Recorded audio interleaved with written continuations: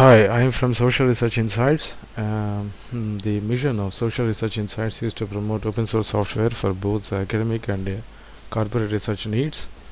This is in fact the part number 2 of my series of videos on outlier analysis. In this part, I'm going to show you how to do the tasks that I explained in my part number 1. As I have explained, we have 5 steps in this to do the outlier analysis. In step number 1, I'm going to show you how to simulate the dataset, univariate dataset, and from that dataset I will explain you how to compute the confidence intervals.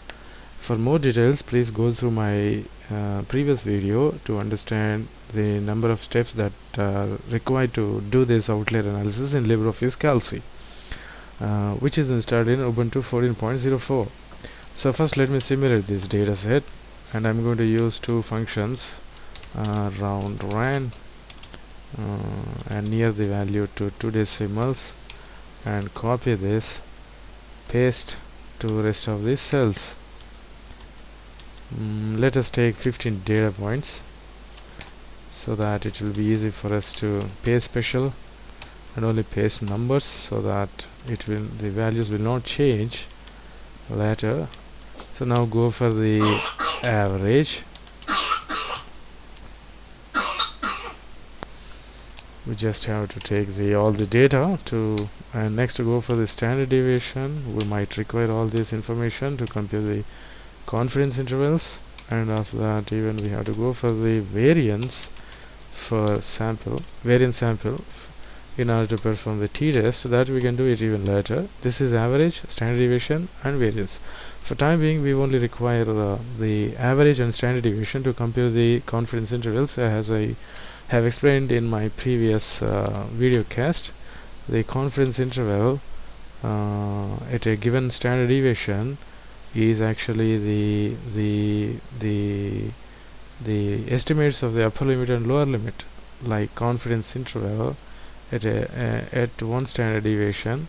So in my previous video I explained this concept with the help of the confidence level. Okay, here I am using standard deviation instead of the confidence level. X bar plus or minus 1 sigma. So at 1 standard deviations we should multiply 1 with standard deviation. So then at 2 standard deviations, the same expression is going to be x bar plus or minus 2 standard deviations, and 3 standard deviations it will going to be 1 or plus or minus 3 standard deviations. And after we'll come back to the data set, our data, and we pick up the values and check if that particular, let's say for example, if I have a value x2, x3 something, this is my univariate data, and I pick up the value and check if this value is falling exactly between the limits of the confidence interval. Okay, so this is what we are going to do in this video. So let me do that in LibreOffice Calc. So the confidence interval at 1 standard deviations. So for standard deviations I have to go for the special character alpha, beta, sigma. So 1 standard deviations I'm going to compute the lower limit and upper limit, and the same task I'm going to repeat for 2 standard deviations and 3 standard deviations. So for lower limit, 1 standard deviation is going to be mean minus 1 multiplied standard deviation, and I just have to copy paste, and I simply have to so this I have to log the values, because both of them are, I just put the dollar string before the 18 and 819 because the location for these values are fixed. Control C, Control V, and here I just have to change minus into plus. So this is lower limit, this is upper limit, and let me copy paste go back and use 2 instead of 1 to make the values for 2 standard deviations.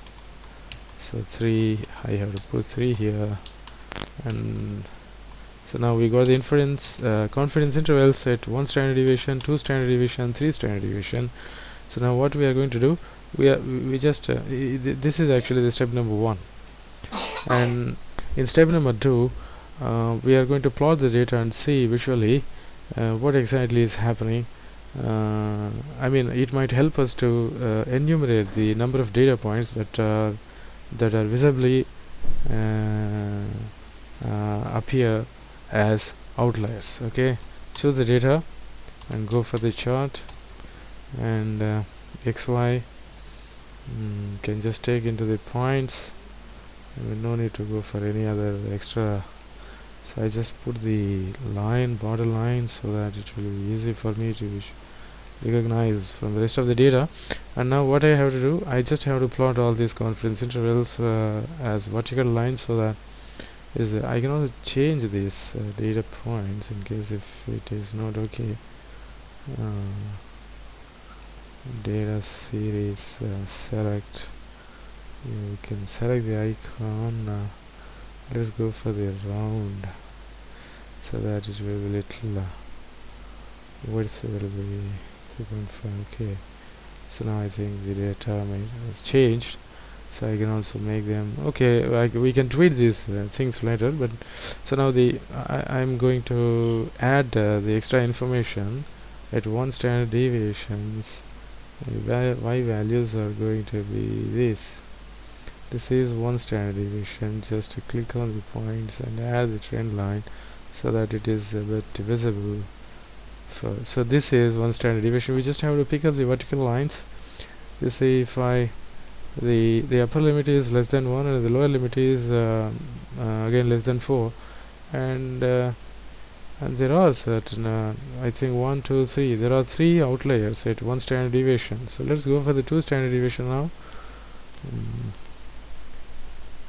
2 standard deviation, just add one more and add these 2 limits, these 2 standard deviations, and I have okay, that's fine. I think we don't have any visibly no outlier is clear at the 2 standard deviations, so we can clear entire data between the 2 standard deviations. We need not go further for the 3 standard deviations. I think we can cover this data set. There are no outliers in this data set that are beyond 2 standard deviations. So at 1 standard deviations we have roughly 3 outliers. Let us see that through the numerical. So this is the visualization. You can just keep this for reporting purpose. I'll just drag down this. I'll show you how to that. I have to change these values. It is not 1 standard deviation, it's 2 standard deviation. There might be problem later when we are reporting these values. Okay, so these are the actions that I need to perform as a part of in part number 2 on a series of presentations on outlier analysis. Okay, thank you.